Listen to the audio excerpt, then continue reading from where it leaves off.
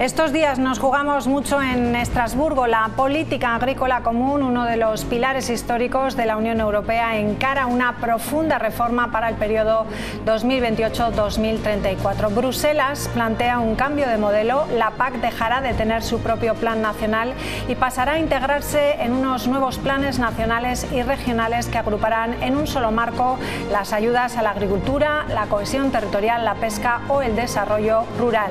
Se creará un gran fondo europeo único con más de 865.000 millones de euros, de los que casi 300.000 millones se van a destinar al campo. El objetivo, simplificar y dar más poder a los Estados miembros, aunque algunos expertos advierten de que esta fusión podría diluir el peso específico de la política agraria. Además, existe una gran preocupación porque la Comisión Europea propone recortar al menos un 20% de la dotación de la PAC a partir de 2027 y esto causaría una reducción significativa con respecto al presupuesto actual.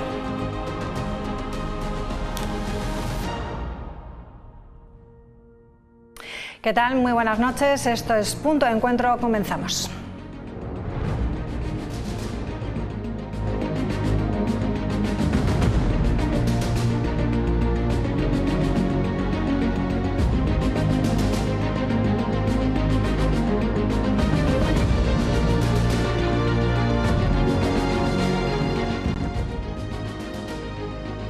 Bueno, pues vamos a hablar de ello, lo vamos a hacer con Esther Herranz, eurodiputada del Partido Popular. ¿Qué tal? Muy buenas noches. Hola, muy buenas noches. Bueno, estos días agenda importante del Parlamento Europeo en Estrasburgo. La Unión Europea está preparando esa reforma profunda de la política agraria común que entraría en vigor a partir de 2028. ¿Cuánto de importante es lo que se debate estos días en Estrasburgo, Esther?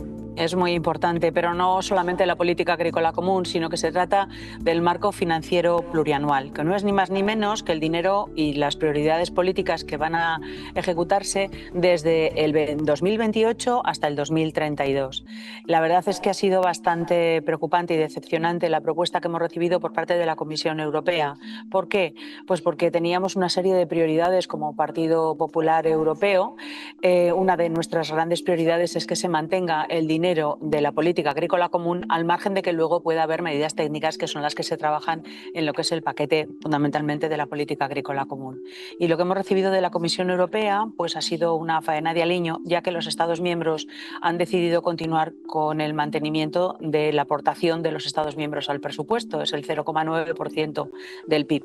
Esto hace que si se quieren hacer más políticas con el mismo dinero, pues tengan que buscarse el dinero de donde estaba, es decir, de, entre otras, sobre todo de la política agrícola comunitaria. Así que nuestra posición, desde luego, está siendo la de defender el presupuesto, la de explicar a la Comisión Europea que esta propuesta no nos gusta, que este marco financiero plurianual tiene que cambiar, tiene que ser otro, y en eso estamos, en esa negociación.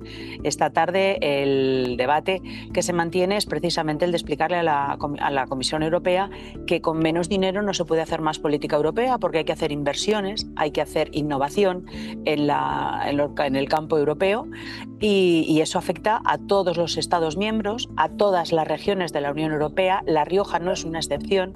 Es verdad que tenemos menos porcentaje de percepción porque tenemos menos agricultores que se dediquen a eso que tenemos como a las ayudas directas, pero es que en los planes digamos sectoriales, como es el que nos afecta, el de frutas y hortalizas o por ejemplo el del vino, pues nos encontramos con que hay menos dinero y por tanto la innovación, la mejora en la comercialización y todas esas inversiones que se hacen a través de organizaciones de productores, por ejemplo, pues se van a ver damnificados.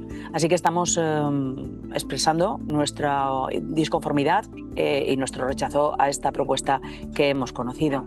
Ya lo dijo nuestro presidente, Alberto Núñez Feijóo, que así no podemos hacer más Europa. Con el compromiso de los Estados miembros es como de verdad se avanza en la Unión Europea. La principal novedad es que la PAC ya no va a tener su propio plan nacional independiente, sino que se integra en esos nuevos planes nacionales y regionales.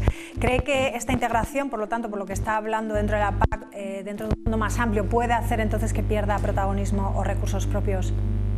Claro, Es lo que estábamos hablando, es lo que yo llamaba faena de aliño, es decir, se juntan en un mismo sobre nacional varios fondos europeos, estoy hablando pues del FEDER, del Fondo Social Europeo, fondos de cohesión, fondos regionales, con la política agrícola común y en su caso con la política de pesca, y con todo ello se hace un sobre único y entonces se les da libertad a los Estados miembros para que puedan definir cuáles van a ser sus políticas y que hagan su propio plan de cuál va a ser su ayuda, entre otros, a la agricultura. ¿Y cuál es el problema? Pues que habrá Estados miembros que puedan cofinanciar medidas y por tanto sus agricultores reciban más dinero y otros que no tengan tanto dinero, como es probablemente lo que nos ocurra en España, y entonces tengamos una política agrícola común mucho más pobre, mucho más cicatera, mucho peor, que nos impida crecer al sector como merece. Luego, por tanto, ese sobre no nos ha gustado desde el principio, es el mismo modelo un poco que se ha implementado con el Next Generation. Ya sabemos cómo ha funcionado de mal el Next Generation en nuestro país y por tanto no nos gusta, no lo queremos. Le estamos rechazando ese diseño de los sobres, sobre todo porque enmascara la pérdida de fondos, que en nuestro país, en España, ronda el 22% de fondos que se le recortan a la agricultura, lo cual es una auténtica barbaridad. Aparte de que se renacionaliza, es decir, cada Estado miembro podrá hacer lo que quiera y si puede cofinanciar, pues tendrá más dinero. Desaparece aquello que decíamos del segundo pilar de la política agrícola común, que es con lo que se fomentaba el relevo generacional, la inversión, en fin, pues esto es una auténtica barbaridad. Los agrícolas podrían acabar compitiendo, por lo tanto, con otras políticas como migración o seguridad dentro de este mismo fondo, entonces. No de seguridad ni de inmigración, sino los que están en ese mismo sobre, ese sobre que como digo, pues lleva pues Fondo Social Europeo, los fondos FEDER, los fondos de la pesca en las regiones que los reciben y los fondos agrarios. Es que todo junto, eso lo que hace es, digamos, dispersar de la imagen, dispersar de nuestro punto de vista qué es lo que se está perdiendo y eso es lo que no es admisible.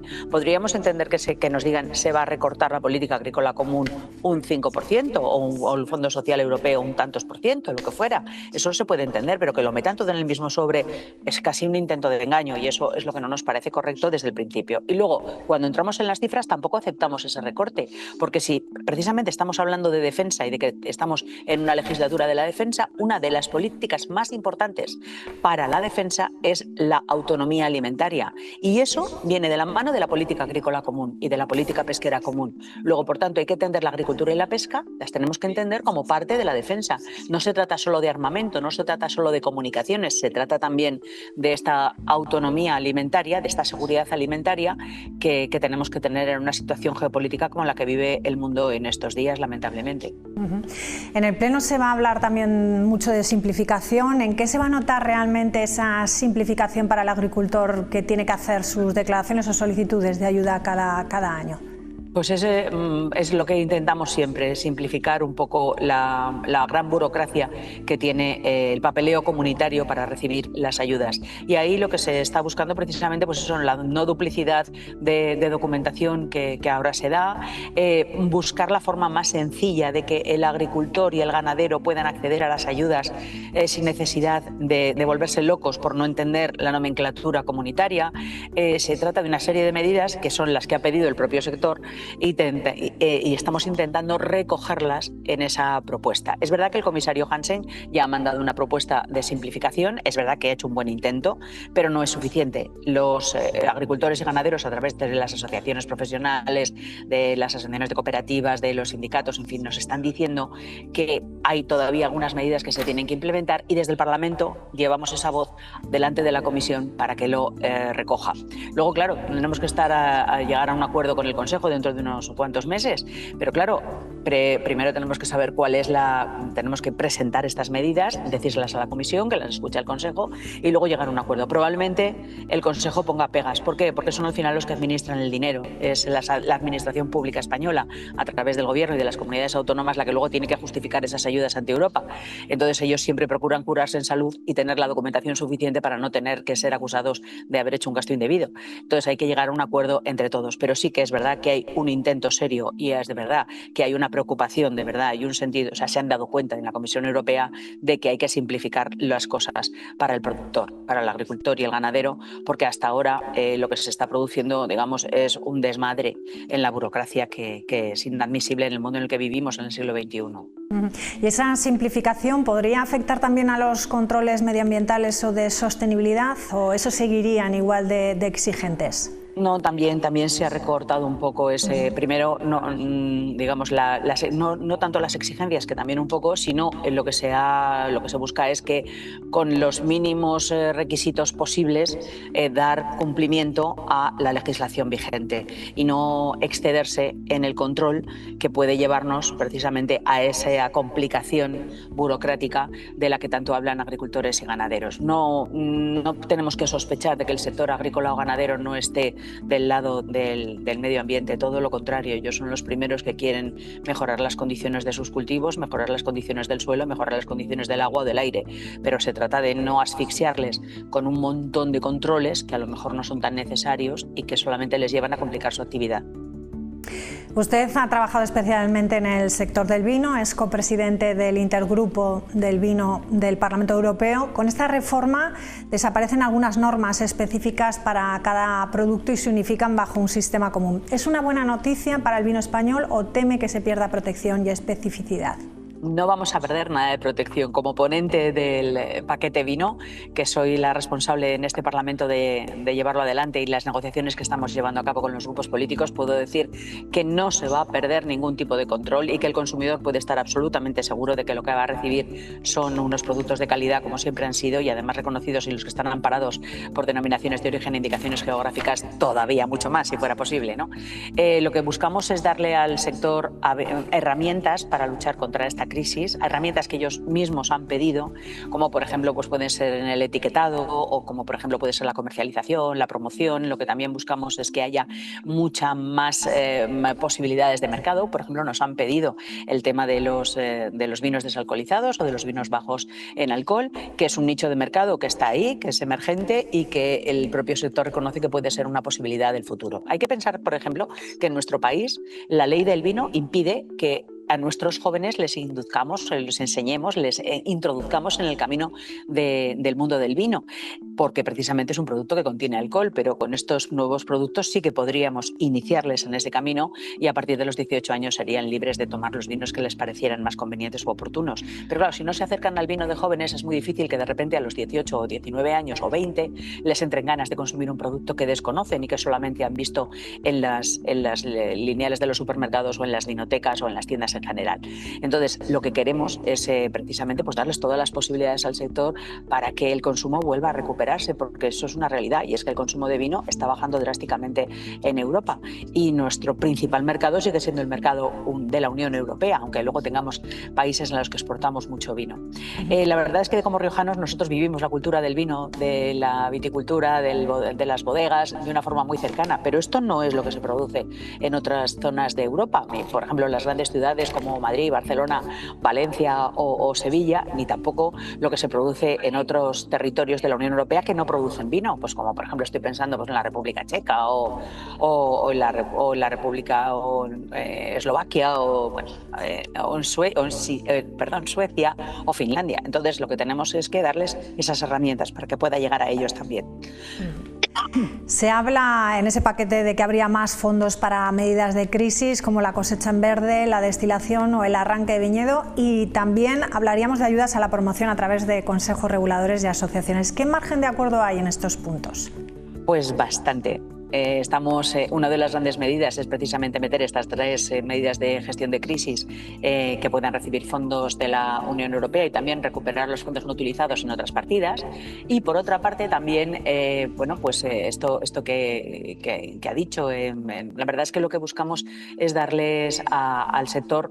Todos los grupos políticos, en su mayoría, casi todos los miembros de la Comisión de Agricultura del Parlamento estamos de acuerdo en que hay que darles estas herramientas y lo estamos haciendo de una forma muy coordinada. Solo baste decir que se presentaron 381 enmiendas, que casi todas ellas están recogidas en compromisos, en enmiendas transaccionales que decimos en España, y que son esas 15 compromisos. De esos 15, 14 ya están cerrados y tienen una mayoría de voto a favor, y nos queda un último compromiso que vamos a negociar las semana próxima y una vez negociado ese compromiso, pues podremos acudir al voto. Está previsto ya el voto para el 5 de noviembre. Las cosas han ido muy deprisa, avisamos que así sería y así lo estamos haciendo.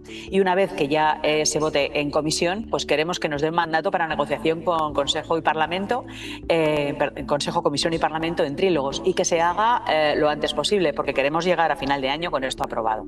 Es una medida excepcional que la que se trata es cuando hay un gran acuerdo dentro de la Comisión de Agricultura poder ir a trílogos directamente sin pasar por pleno y solamente tener un paso por pleno al final de la negociación con el Consejo y la Comisión en ese trílogo.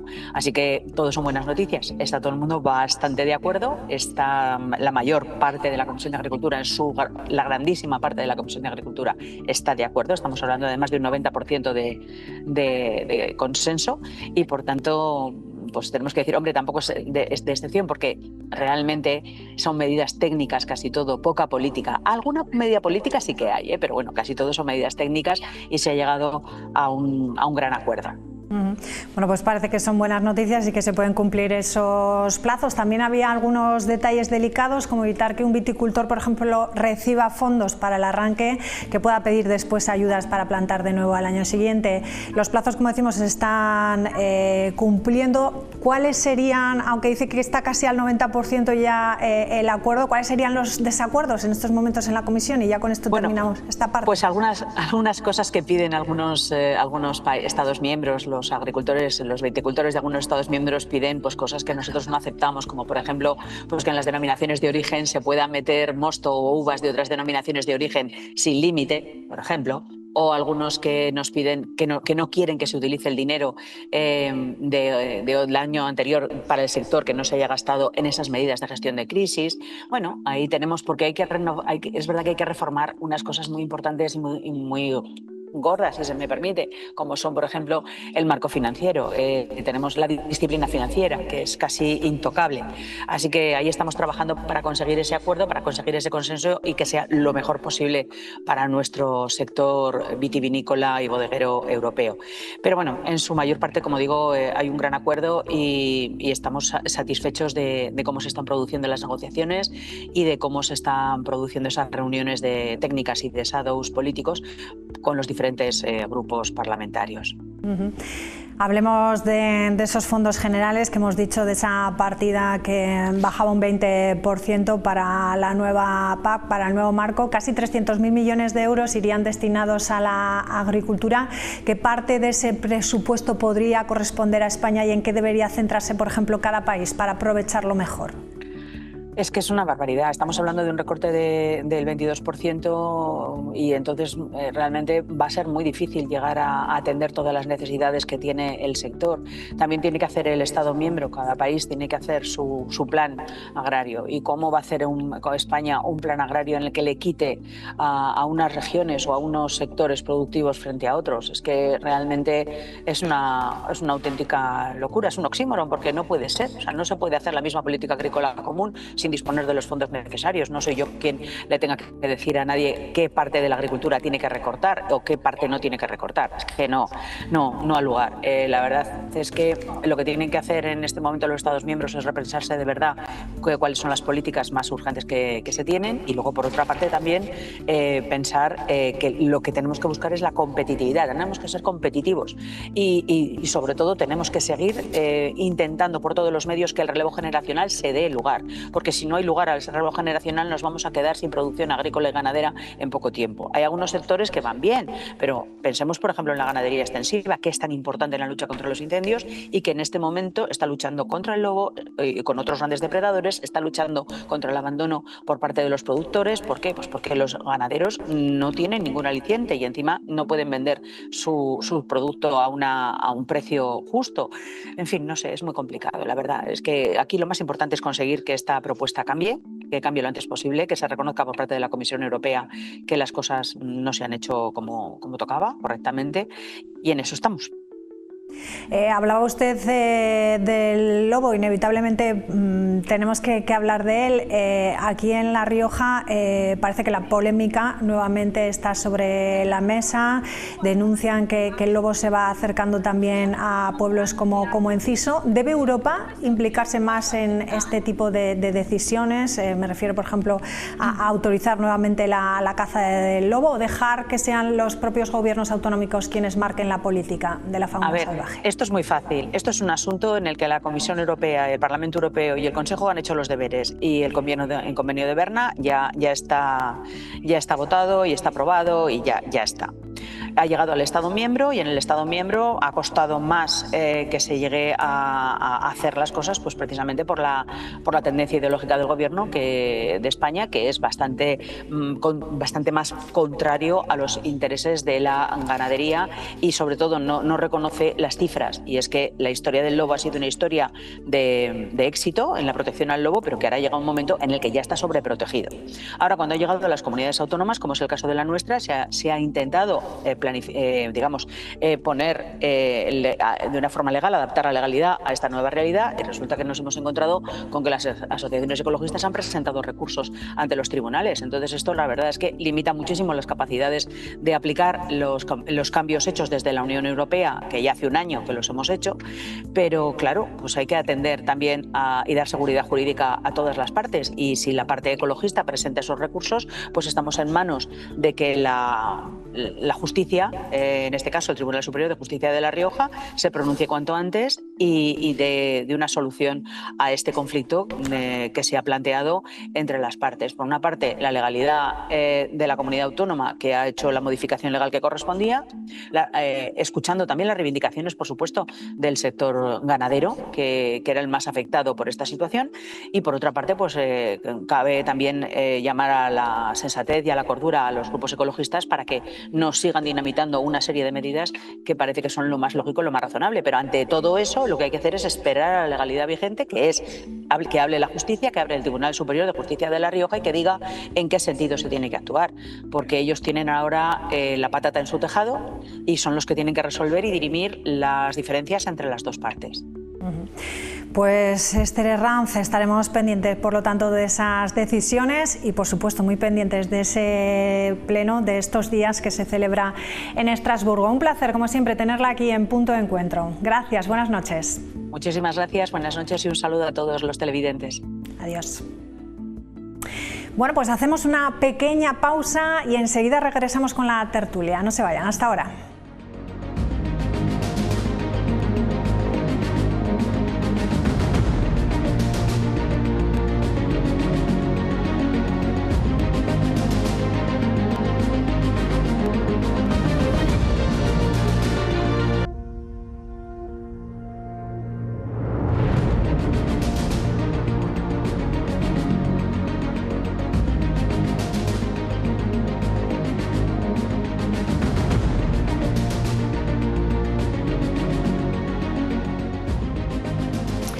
Estamos ya de vuelta, vamos a comenzar la tertulia con los diferentes temas que hemos escogido para esta noche. Vamos a dar ya la bienvenida a Inmaculada Ortega. ¿Cómo estás? Muy buenas noches, bienvenida. Muy bien, encantada de volver. El verano y todas esas cosas. Muy bien, fenomenal. Pedro Muro, ¿qué tal? ¿Qué tal? Buenas noches. ¿Cómo estás? Bien. También todo el verano sí. y... Bueno, ahí hemos estado mucho trabajo, sin vacaciones de momento. ¿Ah, sí? Bueno. Y Óscar Irizabal, ¿qué tal? ¿Cómo estás? Buenas noches. Fenomenal. El verano sienta a todos fenomenal. Estamos de veranillo, ¿no? Todavía, Estamos todavía de veranillo y mira cómo he venido yo, sin mangas, o sea que sí, todavía sí. Se aguanta. Bueno, vamos a empezar por el plan Revive. Hoy hemos conocido novedades en el Consejo de Gobierno porque el Gobierno de La Rioja va a inyectar 3 millones de euros a este plan, el plan Revive, ese plan que fomenta el acceso a la vivienda con el fin de seguir abonando parte de las 850 solicitudes de ayuda que ha recibido ya este plan. La partida se suma a los 4,1 millones de euros recogidos en los presupuestos regionales de 2026. Hasta la fecha se han registrado solicitudes por un valor de 18,9 millones de euros para adquirir vivienda en 109 municipios. El éxito del plan Revive ha hecho que el Gobierno haya tenido que ampliar la partida. Hoy ha aprobado 3 millones adicionales para atender las 850 solicitudes recibidas. consideramos que ese presupuesto de 12 millones de euros lo debemos dar por superado, y hoy lo que hace el Gobierno de La Rioja es inyectar unos 3 millones de euros adicionales que nos permitirán continuar aprobando las solicitudes, aceptando las solicitudes de jóvenes que tenemos encima de la mesa. Además, en el presupuesto de 2026 hay otra partida de 4 millones para este plan, que en total ha movilizado casi 19 millones de euros para 109 viviendas. Esta es una política también muy importante para el Gobierno de La Rioja, porque permite facilitar el acceso a la vivienda por parte de los jóvenes riojanos y permite mejorar la lucha contra la despoblación. Venga, pues buenas noticias podemos decir. Además tenemos aquí 2 municipios. ¿Cómo toman este plan Revive? Inmaculada, empiezo contigo. Sí, bueno, yo creo que es un plan interesante, creo que es eficaz y me parece que ha sido un acierto del Gobierno. Si tuviera que decir algo desde los municipios pequeños, diría 2 cosas. Que no tarden mucho, porque hay una cierta queja, al menos a mí me llega, de que como en las viviendas en las que tienes que pedir hipoteca, generalmente porque compras, no por rehabilitación, te dan un plazo también el banco para pedirlo, es bueno que coincida que lo tienes concedido para que la pidas, y en estos momentos está habiendo algunos problemas. Luego yo pediría un poquito más de agilidad para que nadie se quede sin poder pedir la hipoteca de su compra porque no ha llegado a tiempo la resolución de la ayuda, que tampoco es la ayuda física. Y en segundo lugar pediría que se continúa el plan, que me parece muy bien, y de repente hay más solicitudes que dinero, se priorice no la inscripción, sino el pueblo, de manera que se comience a dar la ayuda de más pequeño a más grande, de más alejado de la capital a más cercano a la capital, puesto que, como decía Alfonso Domínguez, el tema de la despoblación es fundamental. Pero si tuviera que darle una nota, aprobado. Bueno, es una propuesta que podemos plantear aquí en la mesa, Pedro. Bueno, yo creo que con un aprobado me quedo corto, desde luego. Yo creo que ha sido un impulso importante para los municipios pequeños y ha sido una medida contra la despoblación que yo, por lo menos en el caso de mi pueblo, cuando se lanzó el plan y las medidas y demás, jamás hubiera pensado que al final 6 personas, 6 familias iban a venir a Clavijo y a La Unión a vivir gracias a las ayudas del Gobierno. Entonces creo que es algo importante para nosotros, por lo menos en mi municipio. 6 familias nuevas es algo muy importante y en apenas un año y pico de plan se ha conseguido. Que pueda haber aspectos sobre los que trabajar, estoy seguro que sí, que como todo, pues esa dotación económica que se ha aprobado hoy viene a paliar en parte, pues eso, que este plan cuando nació tampoco se sabía el interés que iba a suscitar, ¿no? Yo creo que ha sido un éxito y que es algo muy positivo para los pueblos, ¿no? El año que viene va a continuar, ya está en ese proyecto de presupuestos, ya está recogido y creo que es una buena medida. No sé los años que tendrá que seguir este plan, pero que ha sido un impulso muy importante contra la despoblación y son hechos los que hablan, ¿no?, sobre las políticas de este Gobierno. Son necesidades de vivienda prioritarias. Óscar, ¿a ti qué te parece el plan, esta nueva medida que se haya tenido eso, que traer otros 3 millones más, ¿no?, para hacer frente a todas las solicitudes que hay? Me parece un compromiso con los jóvenes y las familias estupendo. En un principio eran 12 millones para toda la legislatura, se va a incrementar en 3 más, hasta las 850 solicitudes que hay pendientes de aprobar. Creo que las solicitudes totales, por lo que decía el consejero, ascendían a 18,5 millones del total. Evidentemente habrá que hacer un cribado de cuáles sí y cuáles no, para personas que quieran tener su vivienda estando empadronadas en ese mismo municipio, de menos de 5.000 habitantes, y hay unos rangos, el 20%, el 30%, de 0 a 50, hasta 500 habitantes, de 500 hasta 2.000 y de 2.000 a 5.000. Pues me parece un éxito. Eso era un compromiso electoral, se ha cumplido, yo creo, con creces, se ha superado la expectativa que había, con lo cual es muy positivo. Y me parece que más medidas como estas. Yo lo único que quería apuntar es que no me parece bien el tema de la edad, ¿no?, los 45 años. Yo Como sabéis, me muevo en el mundo digital, creo que hay muchísimo nómada digital, está muy bien que vayan familias a los pueblos. Hay que darse cuenta que de los 174 creo que han pedido cerca de 900 de los pueblos de La Rioja, y creo que hay mucho nómada digital pues que estaría dispuesto, siempre y cuando haya algo de fibra óptica cerca, ¿no?, de poder venir a teletrabajar o a vivir a un municipio de La Rioja. Tenemos una comunidad autónoma espectacular, que tenemos absolutamente de todo menos mar, que es lo único que nos falta, ¿no? Y creo que ha sido un acierto. Me parece bien que lo incrementen y que los siguientes gobiernos, las siguientes legislaturas apuesten por este tipo de medidas. ¿Hay fibra óptica en los dos? Sí. Hace muy poquito, hace como 15 días, terminó de instalarse en uno de los núcleos de Ocón, en Santa Lucía de Ocón, y estamos encantados. La fibra era un compromiso del Gobierno de España de hace años con Telefónica, y luego ha sido a través de la empresa Reica y el ECNOR como se ha ido llevando a cabo, y bien contentos, ¿verdad? Nosotros la fibra muy bien, es muy cobertura buena. de móvil también. Yo pienso que se ha avanzado mucho en los últimos años en cuanto a cobertura de móvil y a la fibra, y pues no digo que no quede algún punto por ahí, que siempre habrá que echar el resto desde la administración pública, pero estamos muy bien. Sí. Habrá que ver también los precios, ¿no? A ver, para que eso se pueda incrementar, o no sé si la propuesta también que ha dicho Inmaculada, ¿qué os parece, no? Que si hay tantas solicitudes, pues que se haga una especie de cribado. El acuerdo lo que dice es que tienes que tener ingresos a 6 veces el IPREM. 6 veces el IPREM más o menos en 12 pagas son unos 47.000 euros. Si tienes 14, unos 50.000 de ingresos en la unidad familiar. Lo que comentaba Inmaculada respecto a los pueblos pequeños es que creo que debería de ser así. El filtrado debería empezar por los pueblos de 500 habitantes y luego de 501 a 2000, ¿no? Inferiores a 500 me refiero. ¿Por qué? Pues porque son los que más riesgo tienen de despoblación respecto a un municipio entre 2.000 y 5.000 habitantes. 47.000 euros te puede parecer mucho o poco, pero es un comienzo, ¿no? Yo creo que también ojalá subieran los sueldos, ¿no? hasta ese importe, ¿no? Y habría que subir el rango, ¿no? Pero creo que es una propuesta muy acertada y creo que es necesaria, porque hay pueblitos maravillosos, muy pequeños. En Rioja Baja hay muchísimos también, no solamente los que más nos pueden sonar, ¿no? Tenemos Pero Blasco, como decíamos, Enciso, pueblos muy pequeños, ¿no?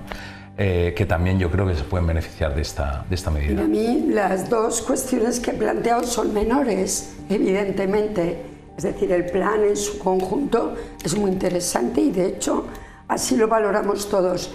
Pero siendo menores, como le pasa a Pedro, que le cuentan sus vecinos, pues a mí me ocurre lo mismo, y en este caso no hablo directamente del Valle de Ocón, sino de pueblos cercanos, Galilea, Colera, Alredal, que ya son un poquito más grandes, pero que no pasan de 500, y sobre todo el tema de que coincida la ayuda con el tema de las hipotecas. Eso sí que es muy importante, porque me decía hace poco una vecina de Galilea, Inma, es que no, me quedan como 20 días para que el banco ya me diga no, y tengo que buscar otra entidad.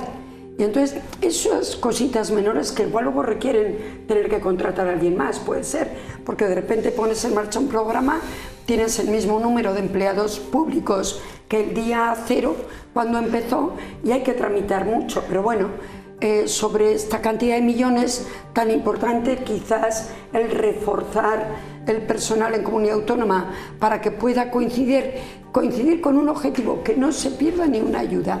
Ese sería el objetivo, ¿vale? Aunque sea un tema menor. Pero bueno, por supuesto, en el caso del Valle, donde yo soy alcaldesa, han sido 3, no 6, pero estamos encantados, y los pueblos de alrededor pues ya pasan de la docena. Pues eso, y a mí me llega que han llegado las ayudas, que han tardado gente que se ha quedado fuera en la primera tanda, digamos, pero que ahora va a tener la oportunidad de acceder a ellas.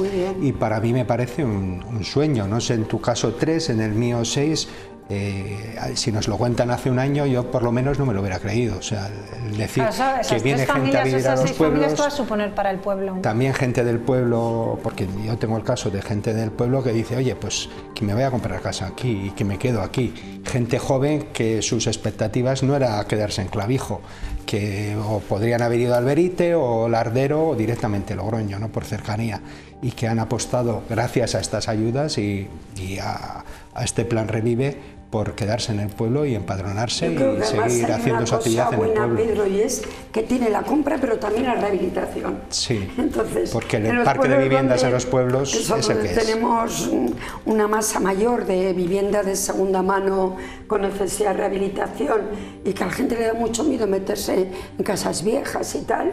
Esto ha venido muy bien, que hay que... Es que hay un montón de casas vacías en los pueblos, ¿eh? Y es importante que el plan no solamente sea para la compra, para que te la hagas nueva o que la compres, sino para rehabilitar. Y luego además que hay un sector de albañiles y de contratistas de los pueblos que han visto también una fuente de ingresos con este plan, ¿no? Que está llegando también a ese pequeño constructor de la zona que puede tener un trabajo también gracias a este plan, ¿no? Y lo que comentabas de la edad, pues al final hay que poner el límite en alguna edad, ¿no? Y lo bueno de este plan es que ha superado los 40 años del Plan Estatal de Vivienda, ¿no? Que ya los jóvenes ya van a ser de 45, yo no sé cuál es la siguiente. Yo por mí que sea de 50, de 55, que siga. No, ¿por qué hay que poner topes? Es que no le veo sentido a los topes. Hay que me parece muy bien. También, ¿eh? No, pues yo te estoy encantado, no tengo ningún problema. Me parece muy bien la retención de los vecinos, no sé los habitantes que tienen cada municipio vuestro, pero me parece genial y me parece también el rango de la inversión, es decir, 180.000 euros ya está bien para poder invertir y rehabilitar en un pueblo. Puedes comprarte una casa entera y cosa que en una ciudad por 180.000 euros ya os digo yo que no se puede. Con lo cual, pues oye, afortunados los pueblos pequeños de La Rioja, claro que sí, y para adelante, claro que sí. Brevemente, solamente también los cajeros automáticos que van llegando también a hoy tenemos que decir que ¿no? Hay aciertos y por lo tanto hay que decirlo. En el caso del Valle de Ocón, además, vamos a tener, nunca ha habido en Ocón, había en Galilea y había en Corera, que desaparecieron porque ahora mismo estamos en una situación, digamos, posterior a, si recordáis, un año o dos que hubo de desaparición porque las entidades bancarias así lo decidieron. Yo recuerdo que cuando el director general me lo planteó, por supuesto, hay que dar facilidades porque es un ámbito de colaboración de dos administraciones. Nosotros lo vamos a hacer en el ayuntamiento. El despacho de alcaldía se va a utilizar para que por la parte de afuera de la fachada se vea el cajero y se utilice las 24 horas.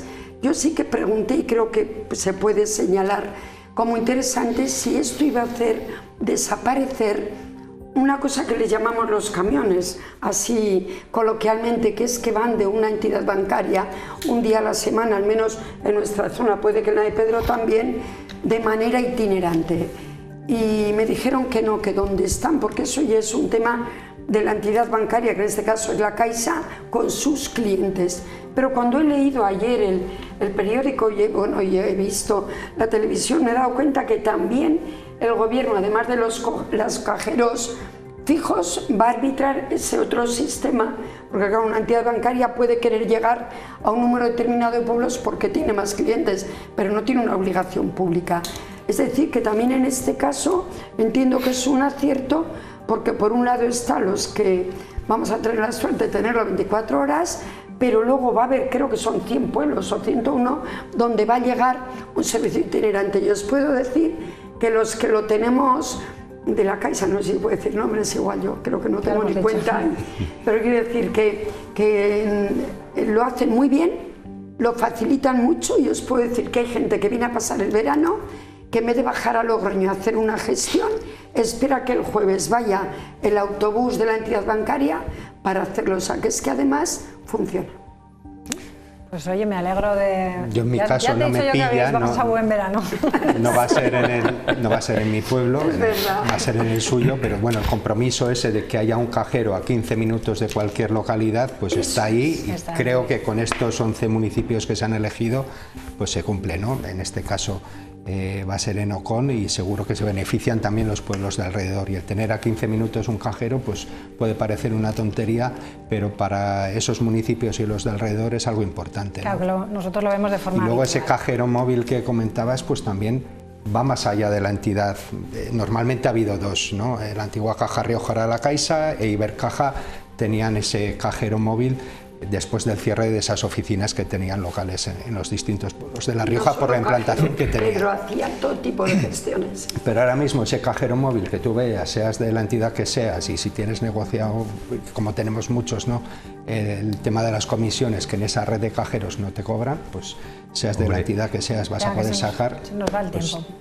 Maravilloso. Nada, si estás fomentando la repoblación, ¿no?, pues que menos que dar servicios, sin más. Exactamente. Bueno, estaba previsto que se votase hoy, pero no ha sido así. El Congreso votaba sobre el decreto ley del embargo de armas a Israel, una cuestión que ha sido aplazada por las quejas de la Embajada de Israel, ya que esa votación prevista para hoy coincidía con el aniversario de los atentados de Hamas el pasado 7 de octubre, y ya se cumplen 2 años. Al final se ha cedido y se votará mañana. Rafa Navarro nos lo cuenta.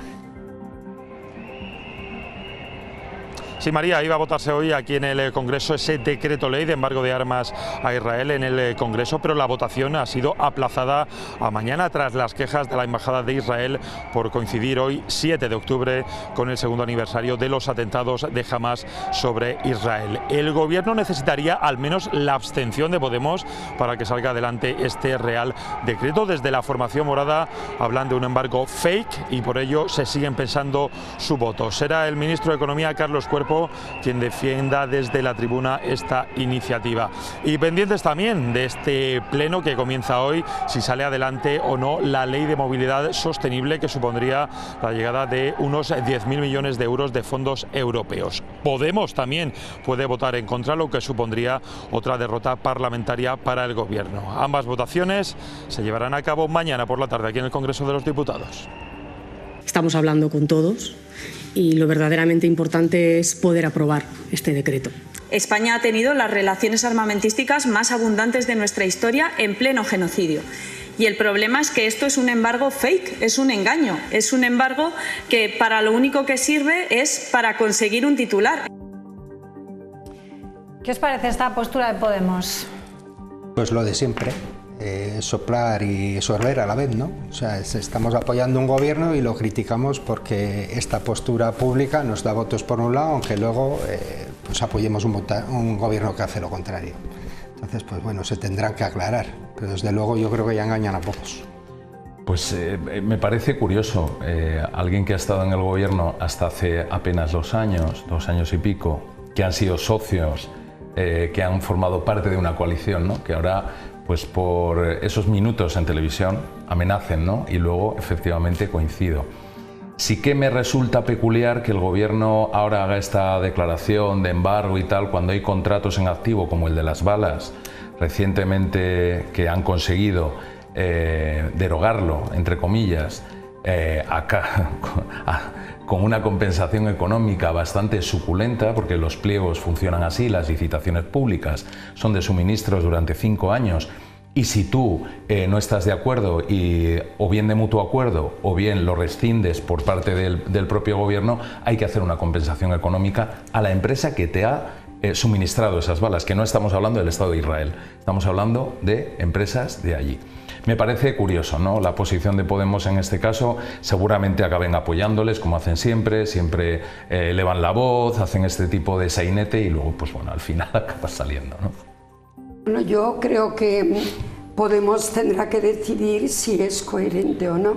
Es decir, el embargo de armas, como las declaraciones en la ONU, como las posiciones políticas que el Gobierno de España está manteniendo en diferentes foros internacionales, responden a una idea que a los que creemos que hay que apoyarla estaremos a favor, otros en contra, que es la presión internacional sumada país por país de cara a que pare esta situación tan lamentable, este genocidio, esta masacre humanitaria. No se entiende muy bien que Podemos vaya a esas manifestaciones, haga las mismas declaraciones e incluso diga que va más allá que el gobierno de España en la condena de lo que ocurre en Gaza y que luego, porque no le parezca suficiente, se pueda abstener o votar en contra. Pero para mí es una incógnita como para vosotros. Siempre he pensado, lo decimos un poco alegremente, que las mayorías absolutas se han terminado y que esto no puede ser. La Rioja no es así. Y luego yo creo que cuando no hay mayoría absoluta, por supuesto hay que respetar la voluntad popular y sobre todo la de quienes te apoyan, pues que estamos en un régimen parlamentario y has conseguido una mayoría, pero se sufre un rato, entiendo yo que se sufre, y lo digo desde un gobierno de coalición en el que me tocó estar. Vamos a ver su coherencia, vamos a ver. Vamos a esperar a mañana. De todas formas, ¿qué os parece un poco la respuesta que está teniendo la sociedad civil aquí en La Rioja? Vamos a ver estas imágenes, porque Acampada por Palestina, aquí en La Rioja, enviaba al Congreso unas 1.500 nuevas tarjetas exigiendo el cese de las relaciones comerciales y también diplomáticas con Israel, sumando un total de 4.000 desde junio en una campaña que busca presionar el fin del genocidio en Gaza y reclamar también justicia para el pueblo palestino. Una manifestación que hacían, una actuación que llevaban a cabo y que mañana continúa también con otras actividades.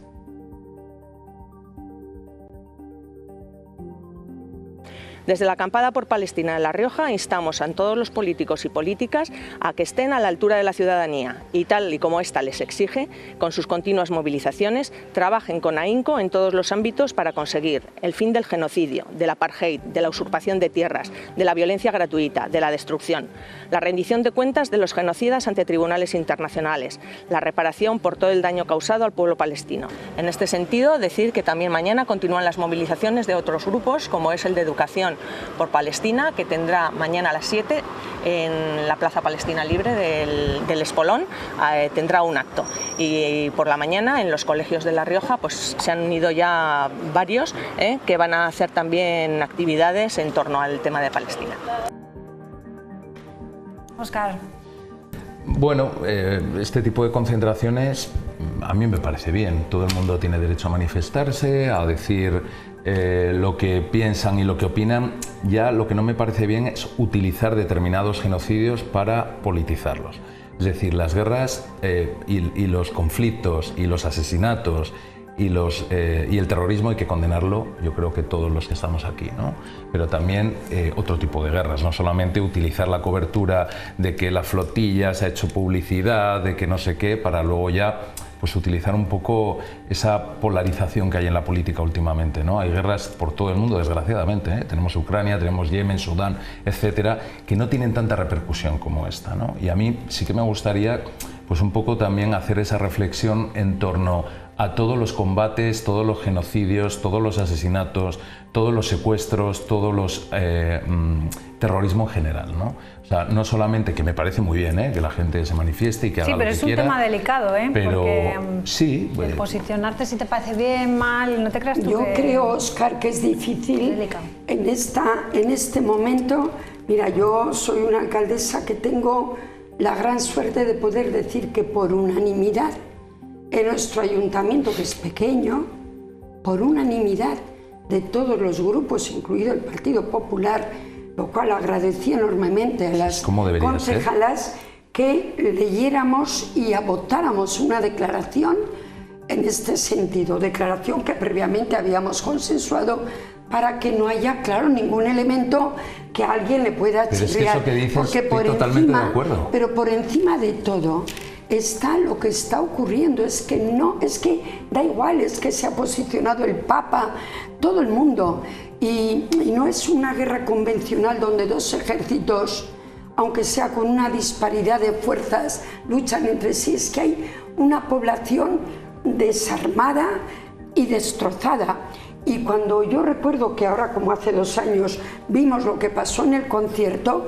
no hay nadie que pueda apoyar eso. ¿Cómo vas a apoyar que un grupo terrorista, pero que además no fueron 3 ni 4, es que fueron 1000 y pico personas? 1500. Eso desencadena una furia, pero que esa furia tiene que contenerse en el momento que entras ya en esta dureza, en este genocidio de un pueblo. Que todas las guerras, todas, pero yo no querría llevarlo a ese terreno. Hablemos de las manifestaciones, pues si son espontáneas y sale la gente. Ya está, van a poder pararse, no lo sé. Que hoy, en vez de hoy se ha pasado a mañana, me parece correcto. Que el Estado de Israel, aunque yo esté totalmente en contra de su gobierno, diga, no me hagáis coincidir esto. ¿Por qué no? Es que no somos seres humanos. Les vamos a recordar lo que ha pasado, pero ojalá mañana se apruebe. Pues yo la verdad que en el día de hoy creo que hay que tener un recuerdo por todas las víctimas, por las víctimas del atentado y por las víctimas que se están produciendo en Gaza, ¿no? Es un día, yo creo que se ha hecho bien en posponer el debate porque hoy no era el día, ¿no? Es un día de aniversario muy triste, todos recordamos aquellas imágenes y una víctima pues no pesa más que otra y no debe doler más que otra cuando la vemos en televisión. Y luego el tema de por qué está sobre la mesa y en el debate público pues esta guerra y no otras de las que hay en el mundo, pues ahí está el papel de los medios de comunicación, que no hay que reprochar nada, sino es la teoría general de los medios de comunicación, que está más que estudiado, pues la visión sesgada que por todo, por la espiral del silencio, la agenda setting, pues se ofrece del mundo, ¿no? El mundo no es como lo vemos en la tele. Y no es por esta tele ni las teles en general, nos vemos en una dinámica en la que al final el debate público se basa también en lo que nos llega y las víctimas pues deben ser víctimas y nos deben doler todas. Pero no puede ser sesgada. Yo no estoy de acuerdo con que los medios de comunicación, es así, yo es creo algo que están informando que no es opinable, no es opinable, no es algo que diga yo, o sea que se estudia en periodismo, se estudia en la teoría general de los medios de comunicación, está más que contrastado, que la visión que se da tiene que buscar la actualidad fundamentalmente. Sí. No quiere Pero es que hoy está muriendo gente en muchos sitios del mundo. No quiere decir que se olvide de otros, es que lo que está ocurriendo en Gaza es tan durísimo, tan que no tiene parangón en este momento de la actualidad que un medio de comunicación está obligado a poner sobre la mesa, que yo estoy totalmente de acuerdo con que lo pongan. Y quizás cuando hubo otra limpieza étnica cerca de Turquía, en la zona de Crimea y demás, también en aquel momento se puso en evidencia. Pero es que además un país democrático como Israel y una zona tan cercana a Europa, no digo físicamente, sino en los valores, yo que he tenido la suerte de viajar allí y de conocer hace 5 años que estuve en aquella zona, no te puedes imaginar la diferencia que había entre cómo vivía un palestino en la misma calle en Jerusalén, en una acera, y el israelita en otro. Pero mientras hay paz no pasa nada, aun con esas grandes diferencias, para eso está la política. Pero ya sobrepasar lo que estamos viendo ahí es que yo desde luego abogo por los medios. Hablas de la cercanía a Europa o a Occidente y es parte del sesgo que tienen los medios, no, pero no lo que está digo más que estudiado, que no es que lo diga yo, o sea que es que es algo que está en la teoría general de los medios de comunicación. Lo que está pasando, sí. Y que los medios deben de hacerlo, pues ya y en todos los lugares del mundo. Lo que pasa que sobre el debate público, bueno, si no, no hablaríamos los medios de comunicación de otra cosa, hay unos conflictos que saltan a la opinión pública en base al tratamiento que se le dan a los medios también. Y no estoy diciendo nada en contra de los medios ni en contra de sí, que nos desviamos un poco del debate. Bueno, vamos a hablar del inserso. Nos quedan 3 minutos, pero quiero que vean, ya se nos ha pasado rapidísimo, que las agencias de viajes, como estaban esta mañana, que se convertían en el escenario de una auténtica carrera por encontrar el mejor chollo. Vamos a ver. Vosotros sois jóvenes. Apenas eran las 9 de la mañana y las agencias de viajes de La Rioja registraban colas de jubilados ansiosos por conseguir plaza para los viajes del inserso. La expectación, los nervios y también las quejas han sido protagonistas desde primera hora. El número de plazas son limitadas y cada vez hay más usuarios, entonces bueno, pues las plazas se han agotado rápidamente y de ahí que pueda haber cierto descontento de algún usuario que no haya podido conseguir sus plazas o el destino que ellos quieren. Yo tengo muy buena experiencia, el primer año pude ir a 2 viajes, el año pasado no, pero fue culpa mía porque pedí islas y tocó San Mateo, para cuando vine a la agencia ya no había islas. Y este año pues a ver si tengo suerte. Relación precio-calidad, muy bien, yo desde luego muy contenta. Pero el año pasado nos quedamos en reserva y no nos cogieron. Hemos estado también hace 2 años en Córdoba, estuvimos. Tras la primera jornada de venta, muchos jubilados llegaban con la lección aprendida, conscientes de que las plazas son limitadas y se agotan muy rápido. No he visualizado nada, ¿no? Porque es hasta que no entras y ves lo que hay, no tienes ni idea, en principio. A partir de las 9 de la mañana ya se había agotado todo. No me lo han concedido, o sea, me han dicho que estaba todo ya agotado. Y aunque la espera sea larga y las plazas limitadas para estos mayores, los viajes del Imserso siguen siendo la cita más esperada del año. Islas Canarias es el primer destino más solicitado, después Islas Baleares, luego circuitos culturales y en última opción costas peninsulares. Yo quiero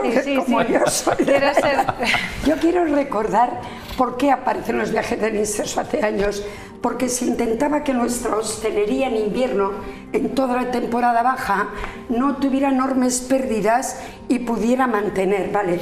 Pues yo ahora quisiera recordar al gobierno, a quien hace esto, que ese es el objetivo fundamental y que eso requiere que se saquen muchas plazas, porque hay muchos hosteleros de costa y de interior que lo que dicen es que a ellos cuando les llega. Yo no tengo problema, lo cojo por internet. Sí, que yo lo cojo por internet, que no tengo problema. Nada, segundos. Queja de alcalde, como ha dicho antes Inmaculada. Una señora de mi pueblo que ha ido esta mañana, después de estar toda la mañana con su carta para hoy, y le hacen, hoy no hay plaza y le hacen volver el jueves a ver los restos. Entonces dicen, por internet, dice la gente mayor, hoy por internet ya hay algunos que no están. No, pero hay pocas plazas. ¿Has conseguido plaza por internet? Yo es que me voy al turismo de naturaleza, me escapo al Pirineo. Ese tiene menos de que se lo pasen bien nuestros mayores, que disfruten, que amplíen las plazas. Y que dure para cuando seáis mayores vosotros. Bueno, y como el tiempo acompaña en este veroño que sigue continuando, pues claro que sí, que disfruten nuestra gente mayor, que se la han ganado. Pues nada, y yo también desde aquí le digo a Jesús Ángel Herrera que tiene que tener una paciencia también estos días, ¿verdad?